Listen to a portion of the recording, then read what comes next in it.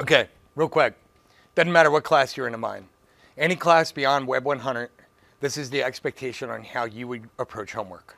It's up to you. You want to make it harder on yourself. You want to make it more difficult. That's up to you. As long as you're within these parameters, you can call me anytime for help. If you're outside of these parameters, please don't call me. All right? Right now, I'm not supporting Atom, although I encourage if you want to use it, go right ahead. I will, as I said in other classes, I will flip-flop between Atom and Dreamweaver and give you glimpses into using Atom and things like that, but I won't support it. I won't sit on the phone at 11:30 at night and support an Atom issue.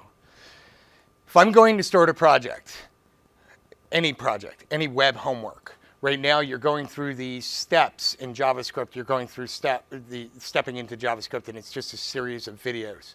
It'd be a good idea if you were capturing this and pushing, not a good idea. I want you to start doing this, even though the homework doesn't say it. I want you to push your work up to your web server, and I want you to commit it to Git. And then I want you to push it out to GitHub. You can do merges. We're going to do branches, but the way I show branches and merges and using GitHub is the way that I want you to use it for now until different. We're going to keep it as simple as possible. As I said earlier today, tried doing a merge up on GitHub, pulled back, realized, oh crap, I got to introduce like 6 new commands. No, not a good idea. So this is how we're going to do it. First of all, my file system on my computer, and I encourage you to consider this. We all installed localhost, separate video. We'll take care of that separately. We'll talk about using localhost and how we leverage it and things like that separately. But most importantly, those of you who put WAMP on, your WAMP was installed on your C drive, chances are if you went with defaults, and inside that WAMP 64 folder on your C drive is a www folder. All right, that is your web root on your computer. What WAMP is a little different on Macs, and you're inside HTTP doc folder, I think it is, and inside your MAMP directory, inside your applications. Nevertheless, the www folder that you see there, that is your web root on your local machine. So when you start using localhost and you say localhost, that is the folder it will pull up.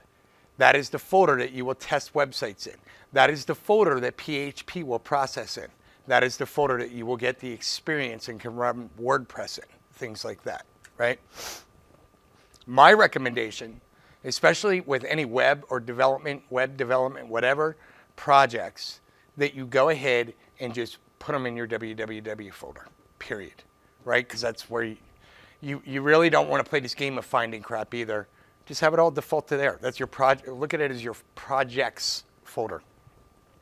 So inside of there, if I'm getting ready to go do a project, there's a couple of things that I have to do. Those things are, I have to create a GitHub because I want to be able to push my work off of my machine for no other reason. I want to be able to put it somewhere and have versioning available to me if I screw something up to pull back down. And that's all we're going to use GitHub for right now, right? Is commits and pushing up stuff. We'll do our merges on our local machine, as you'll see, things like that. It's just there as a, God help me, you know, like, holy crap, my hard drive fried, and I didn't get my work up to my web server yet. So we'll go real quick. We'll go over create a GitHub a repository, which we all should know. I discussed the localhost www. The reason we're going to start with GitHub is because when we create a repository and we clone it down to our machine, it creates the folder on our machine for us. So that's where we're going to start. All right. When we have that folder on our machine, we're going to go out to our web host. We're going to set up our subdomain, and we're going to grab that information, and we're going to come back to Dreamweaver tonight, and we're going to essentially connect everything together so that we can start working right there in Dreamweaver. We can push our work up to our server, our web server, so we can actually go out and see our work and experience our work as a web-based project. And we're going to create branches tonight, and moving forward, we're always going to create branches. We're not going to work on master. But what we're going to do is we're going to create branches. We're going to do our work. When we feel like our work is done, we're going to merge it to master, and we're going to push that up to GitHub. And that's going to be our God save us point because we can always pull commits back. Anything outside of that, that's up to you, right? Me, I like to push my branches up to GitHub too. That's up to you. But right now, I don't want I don't want this whole class to be about GitHub and GitHub getting in the way or Git getting in the way. I want it to be a positive experience of using Git, but learning JavaScript or, you know, whatever class is watching this, right? 115, HTML5, responsive, and so on. So the first thing I'm going to do is I'm going to go ahead and I'm going to go out to GitHub. Just to keep it simple, I'm going to go ahead and I'm going to create a repository. And that repository is going to be classwork demo. You can't see it. Crap. I don't know if you wanted. Yeah, I do. Okay. Thank you. Classwork demo. This could be, if you're in responsive, this could be your PSD to Photoshop. If you're in Web 115, this could be your step 100. If JavaScript, this could be your stepping into JavaScript. As I'm creating this repository, I'm going to go ahead, I'm going to leave it public. I'm going to initialize it with a README file. I initialize it with a README file for two reasons. Some of you heard this already. The first reason, you should always have a README file in a public repository. Why?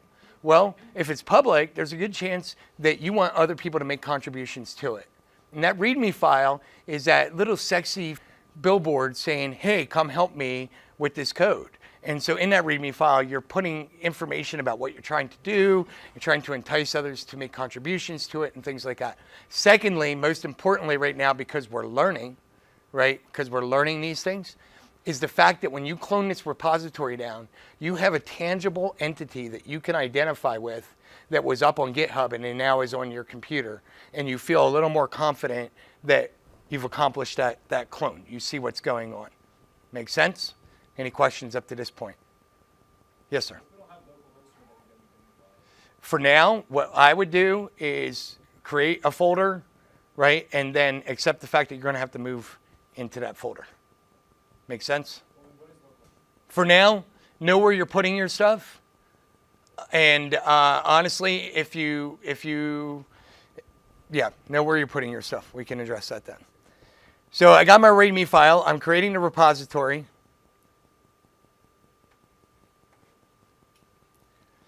Repository's been created. I'm going to go and take my clone link. I have it copied. And I'm going to minimize this. If you look over here, this is the folder, the WW folder, that I'm going to work out of. Right now, what I'm naming my repository is classwork demo. There's no classwork demo folder in here, and there should not be. Why? Because when I clone it, I'm pulling a copy of whatever's up there on GitHub down, and it's creating that folder for me. So I've seen a lot of people, right, spend a lot of time chasing their tail because what they did is they went in and created the folder classwork demo. Then they went inside it and they cloned it down. And now you're playing this game of what the hell did I do, right? So make that very clear to yourself. When you're cloning down, you're literally pulling down like a folder, like a folder copy of whatever's up there. Even if there's nothing up there, it's still going to create that folder and the repository inside of it. So I'm going to open up Cmder. Me personally, especially while you're learning this, I would put my folder on one side and my Cmder on the other, kind of like he does with Adam in the videos, right? We're started. There are many ways we can do this, keeping it simple for people not to be confused. I'm going to use CD, which stands for change directory. I'm going to go ... / that covers bsavage. I'm going to go ... / that covers users, which means I'm going to end up at the root of my C directory. Now I'm in my C directory.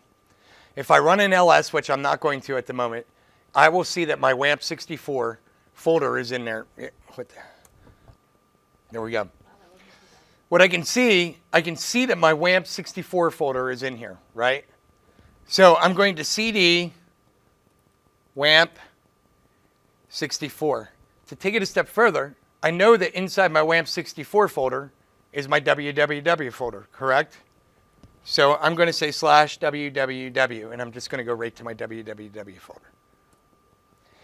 At this point, if I see over here on the right, this is the path, this is where I'm sitting in the file system, right?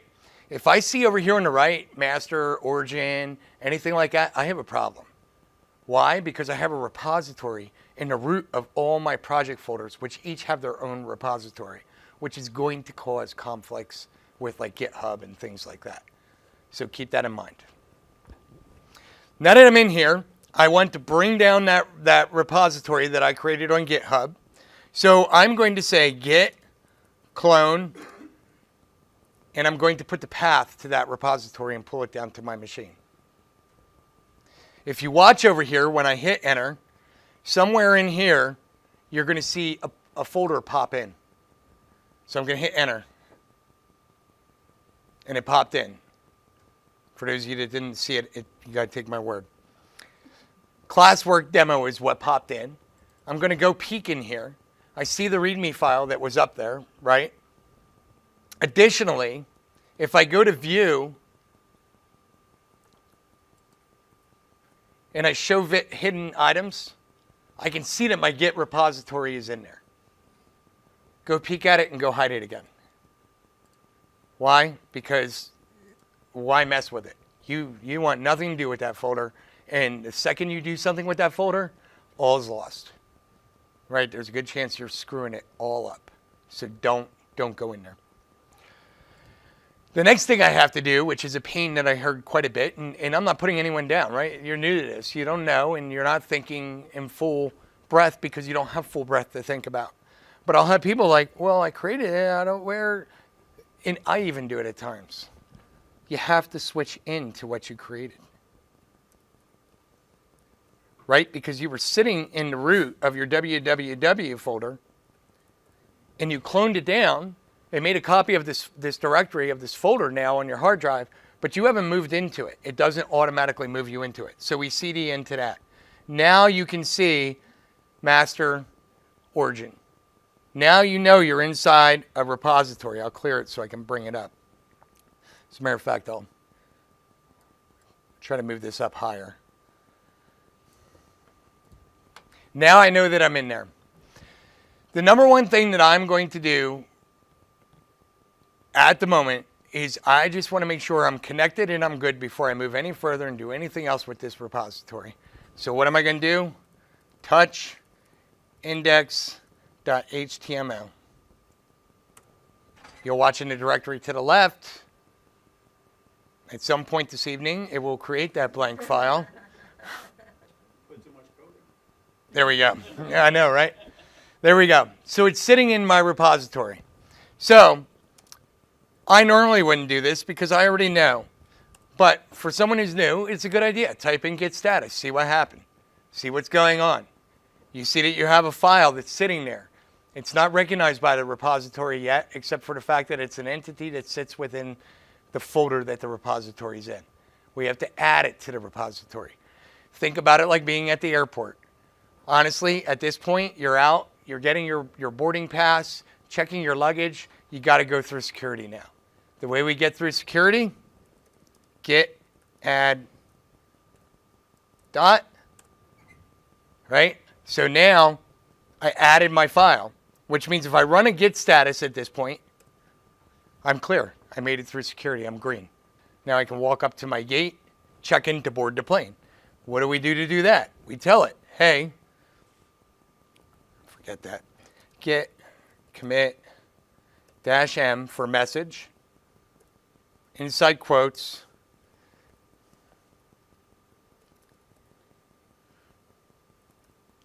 don't look at my spelling.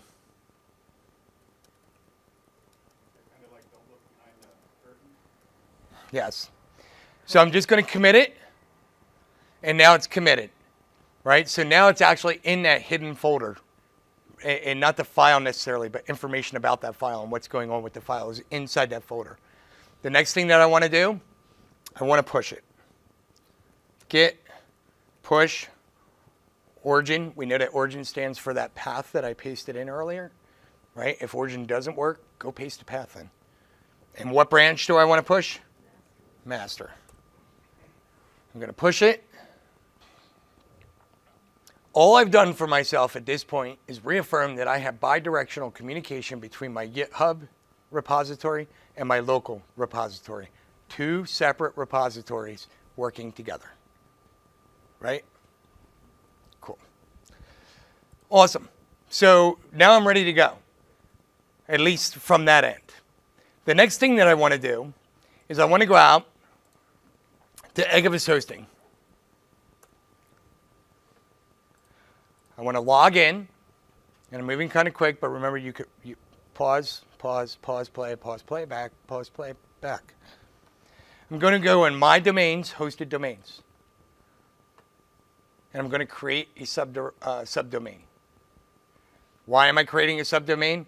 Why? Because we have unlimited subdomains, and what a great way to experience your work than having a website up there, and a subdomain is its own website. I'm going to make sure over here on the right that I pick my domain name and don't go with the common domains. Common domains, that domain name is shared by the whole server. You want to pick your domain. And in here, we're going to put class, what did I say? Class work demo. I put that in using dashes. I have that there. I'm going to add the host. At this point, I can go and I can check. I know it's been made, but I'll just search for it real quick so that you can see that it was made and it's in there. So now I actually have this domain. If I click on it and then click on that pop-up, we can see the domain has been created. It's out there as a website, and a default page was put in it. Now, we've created our subdomain. We want to connect our Dreamweaver to our subdomain so we can push our files up so we can see it at that website, correct? So now what we do is we go and we create an FTP account. The reason we're creating an FTP account, those of you who understand FTP, one of the big advantages of FTP is you can take a user and attach them to a directory, and they cannot traverse the file system up. So in other words, that is their root. That's all they can see. They can't see up in the file directory. What I'm going to do is create a new FTP account. And I'm going to use student and rack pass as my password. Even though it fills in, I'm going to make sure that I retype rack pass in there. Why? Because hours have been wasted over the wrong password getting in there. I'm going to use the username student. Why? Because I want to be consistent. I'm going to use the password ragpass. Why? Because we're in a learning environment and I want to be consistent. Right? If I have 15 sites out there, I want to know that student and ragpass are going to work for every one of those sites because I got to get my homework done and I don't have time to play this game of trying to find my path. I'm going to make sure that I select that subdomain as part of the student name, as part of the FTP name.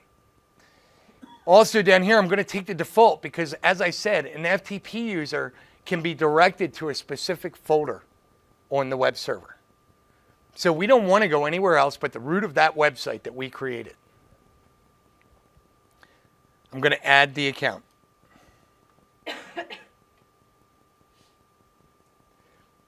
I now have, you think I would learn?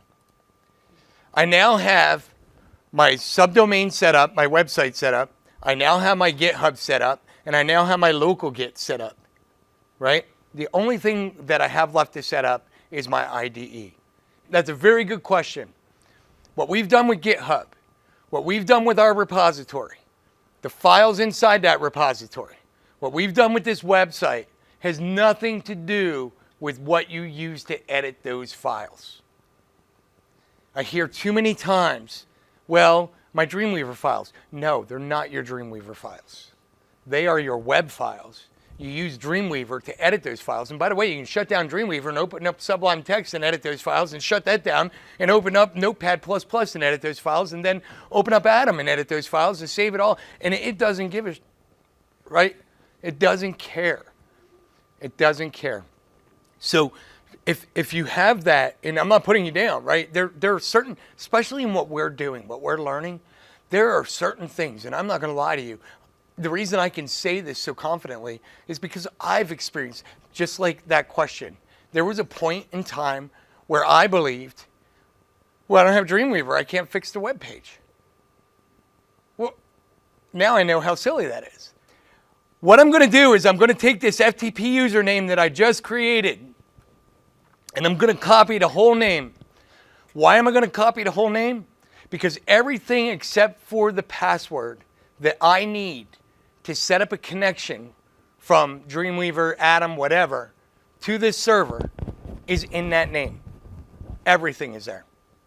And you'll see. I'm going to copy it. And I'm going to go define a site in Dreamweaver. I'm going to open up Dreamweaver. Pardon me? I said go get a sandwich. Yeah, right. Right. So, site, new site. I'm going to paste what's on my clipboard right there. I'm going to get rid of the student. I want everything to be consistent. I want everything to make sense to me as I'm going through and doing things. So for that case, I'm also going to get rid of that. Why? Because my repo name, my folder name, and my www is what?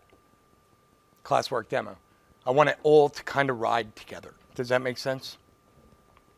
I'm going to go out and I'm going to browse, and I'm going to go to my classwork demo folder and select that as my root, my local root. I'm going to select the folder. At this point, if you choose to, which I will just do it to entertain, go ahead and save that. And then if you come up here, click, it opens that box up again for you. Now I'm going to go define my server. I still have that FTP user on my clipboard, right? So I'm going to say add a server.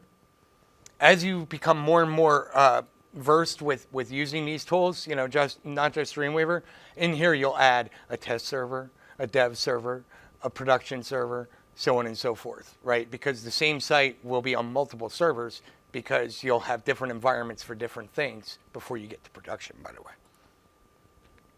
Come in here. Here I'm going to leave the whole thing. Why? Because to me, for me, you'll find your way. Until then, I suggest use mine until you find what works for you, because that's what matters here. What works, what makes sense to you. This is your computer. This is where you have to be efficient. And part of efficiency is making the least amount of mistakes and errors as possible. The way you make the least amount of errors and mistakes as possible is by understanding what the hell you're looking at. Period. Right? So you need to do it your way. For now, if you don't have a way, start with my way as your starting line and find your way. My way might end up being your way, but find your way. It's okay. FTP address. I'm going to go ahead and paste what's in clipboard, and I'm going to get rid of student. Why? Because student was appended to our FTP address, right? To our subdomain. Our subdomain is our FTP address. Username, this is where I just put the whole thing in and let it ride. I put it in there. Leave student on the front, you can see, because that is the FTP username. Password, rack, pass, test. Good, I'm connected. Save. Save. When that pops up, that little box pops up, what it's telling you is it's going to make a cache. For those of you who don't know what a cache is, in this case, cache can mean different things. In this case, it's making a cache, meaning it's making a file in the background. So when you're searching for things or you're trying to do things in Dreamweaver and your site grows really big, it kind of has this file that it searches through first when it's looking for things, because it captures key points rather than having to sift through every single file. Does that make sense? I'm going to hit OK and let it cache. At this point, If I do this drop down, I can look at my remote server meaning my web server. That ugly page that's out there is index.html.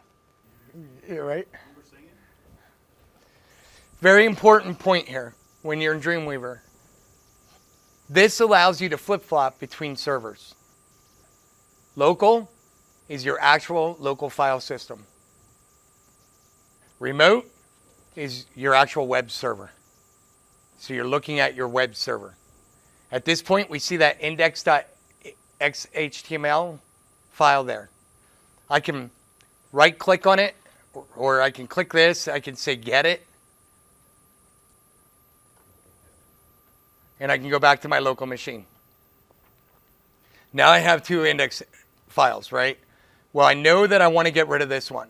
I could have deleted it right there on my remote, but I want to use this as an opportunity to demonstrate synchronizing between your local and your web server. What do I mean by synchronizing? If I go ahead and I edit and I delete the HTML file and I hit yes, right, to delete it. The other thing I'm going to do while we're here is I'm going to open this up real quick, this blank index.html file, and I'm just going to go ahead and I'm going to put some content in there so that it's an actual site, right? And I'm going to put a title.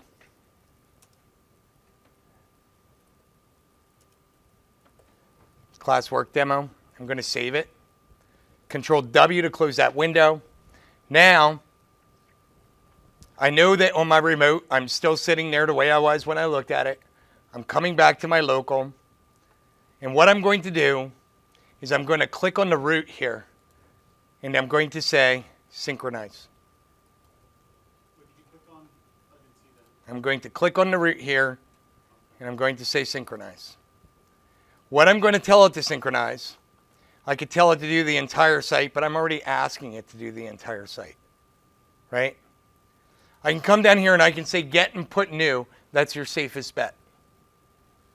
I've done it different in each class. I can say put new files to the remote. Get and put is always your safest bet.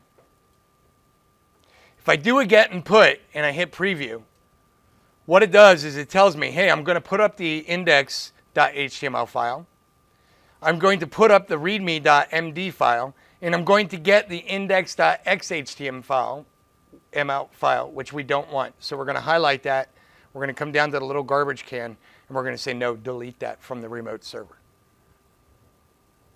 I'm going to hit OK. Do you really want to do this? Well, when you have a couple hundred files, you sit there and stare at that button for a while, right? Because you're like, do I really want to do this? Yes, I do. At this point, if I go out and I look at my remote server, it's 100% synchronized with my local server. If I go out and I look at my page, I now see that classwork demo, the title, and the HTML made it up there. At this point is when I would go like this.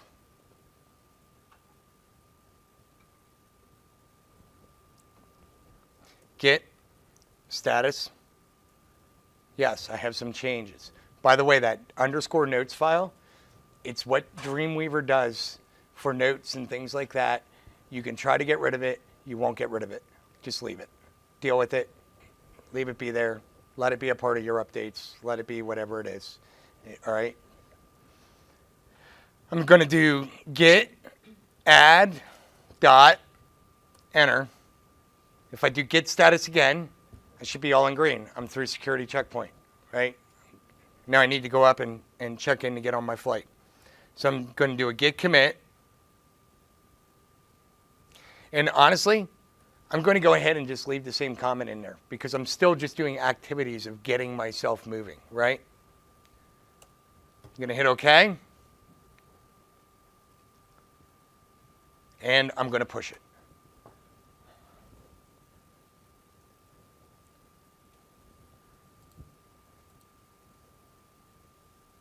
It's up there. Everything's up there. I'm good. I'm ready to go. If I look at my index.html, you can see right, that my stuff is there and I'm good. At this point, all we're going to use GitHub for is to push stuff up. Forget any other conversations that we've had or anything like that. We're not going to introduce the complexity of going bi-directional. We're going to use GitHub as just a second place. Instead of you having to drag your folder and make a copy of it and put -0208 2018, right? This is what you'll be using to get it off your machine, and also to clone it on other machines. Some of you work on a laptop, and then you go to work, and you're sitting there, and your boss thinks you're working, but you're really doing homework. Well, you can clone this down to your You can clone this down to your machine. That's the only downspout we're going to leverage for a while, right? At this point, is cloning. Period. If our repository gets screwed up locally, if things get bombed locally, whatever, what do? Delete it, clone it down. Period. So workflow. Let's talk about workflow. If you can't wrap your head around branching, if you're not comfortable with branching, then work on master for now. But you should be trying to work on branching. Why? Because you should not be touching master. You should not be working on the master branch.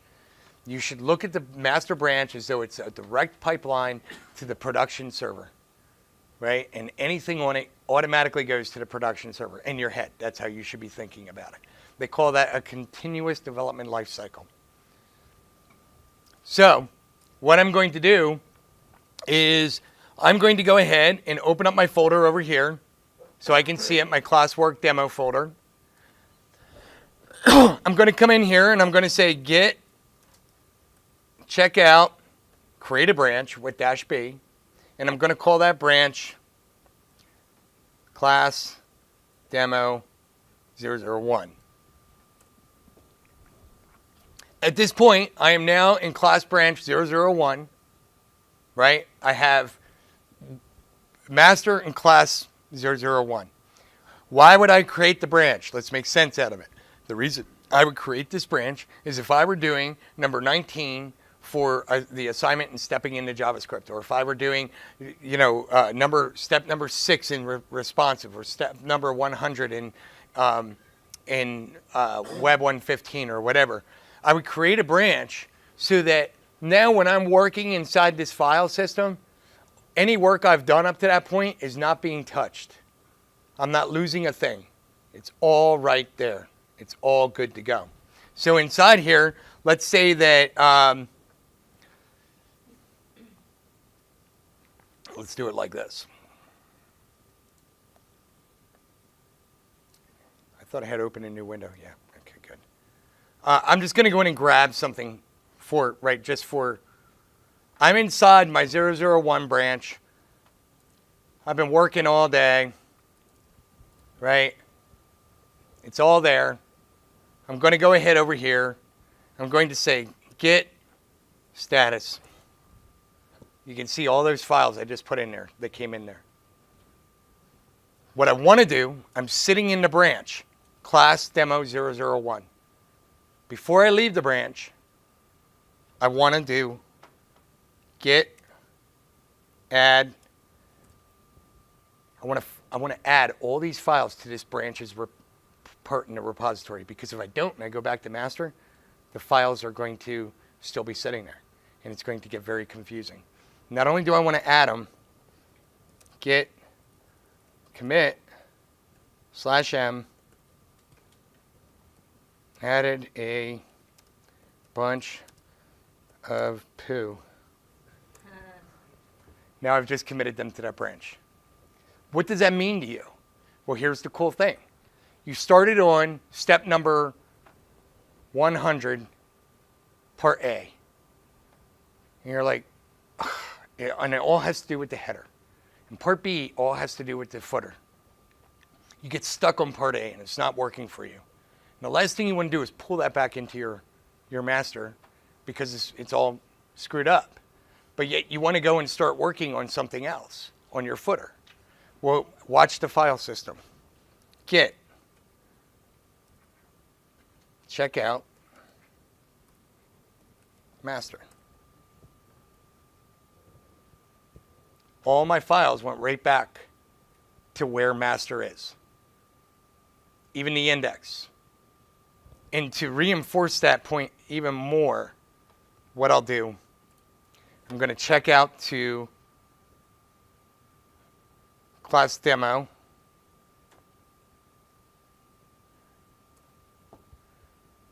So I just checked out there.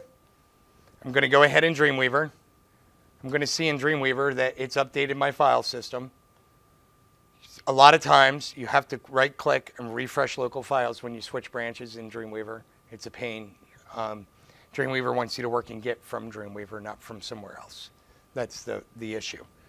But if I come in here and I open up my index and I put in here H1, what am I doing? H1 tab. Here we go. And I save it. I'm sitting here with that file open. I come out here and I check out master again. And we know that master gets rid of all those files and whatever, but there's an index in master and there's an index in our branch, right? I thought I did. Nope. Git, add, git, commit, -m,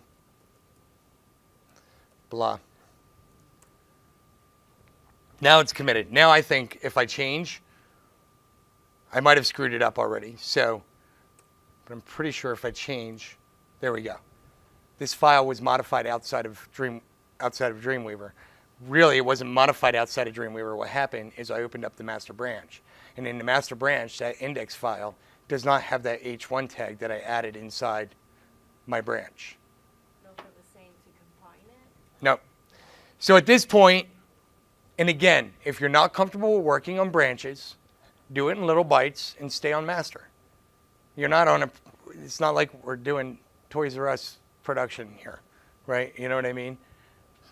But what you can do, now that that's a part of that branch and we're here and yada, yada, yada, now what I can do,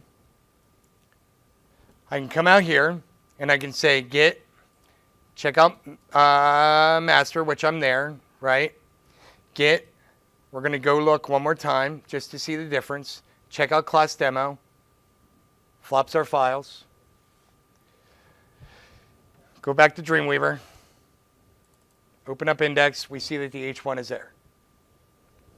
I'm done. I'm good. I want to bring it into master. How do I do that? I have to go back to master branch. Again, if all you're comfortable with is working in master, work in master. I want you learning JavaScript. But I want you to keep chewing away at Git. And hopefully by the end of the semester, you have a pretty good, those of you that feel comfortable or whatever, keep going. Because Git, guaranteed, is a resume. You put it on the top 3 lines in your resume as a developer. You put, you know, I know Git. So I have master checked out, right? So I do git merge class demo 001, brings it in. Should have had these open, but now you can see all that work was just brought in, including the index file was updated. There was no conflicts, and the reason there was no conflicts is because it's a new line. It's not minus add, right? It's a new line. Do you have to add or anything? Do you have to add? And then, once you merge it, do you have to add it to master, like add, commit? No, you only have to do that if you have a conflict. That's where you're thinking that. If you get a conflict, it'll say, hey, we have a conflict. We marked them in your files. Go fix the conflicts, and then add them in and update them. Good? Everybody good there? All right. I think I covered it all. Again, I'm going to reiterate. You don't have to use branches if you don't. And there's one last step that I didn't do that you should do. Whenever you feel like you've completed a decent chunk of work and it's good, and you've merged it into master, or you are in master and you've added and committed it and whatever, every once in a while, what's a good thing to do? Push it.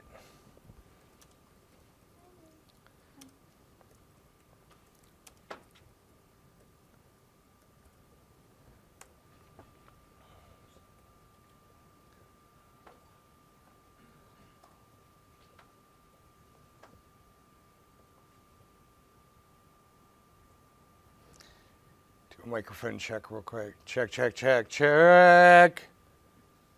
You. Groovy. We'll go out. We'll take a look. All that crap should be out there now. That's it for now. Git, right? You don't have to use branches if you don't want to, even if the homework says so. I want you focused on learning JavaScript from here forward. But I want you pulling in Git wherever you have a chance. I promise you it's worth the time. Fair enough? Okay, turn on your computers.